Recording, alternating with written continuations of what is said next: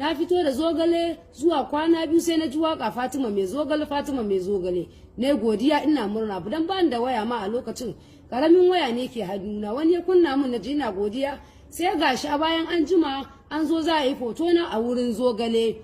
za a je a dora Fatima mai zogale to shine sakamakon da bayan na tashi a kasuwa Aisha ta tambaye ni Fatima mun ga waƙoƙi na yawo Fatima mai zogale Fatima mai zogale ke ne da wurin zogale ko ni nace anti na ki yi hakuri da ni da ke wannan abu da ya zama ci gaban mu saboda an daga darajar zogale yau a yau ma alhamdulillah mun gode mun samu kasuwan zogale waye umarce ni da nayi haka nace wallahi ban san za a yi haka ba a wurin zogale amma mun gode saboda wannan ci gaban mu ne da ni da ke dan darajar zogale ya tashi wallahi sai ta ce mun to ni yanzu kin yi saba da ki da kira ni a waya mana nace na yi kuskure ki yi hakuri tun da ban kira ki a waya ba na san miki da haka sai ta fushi ba ta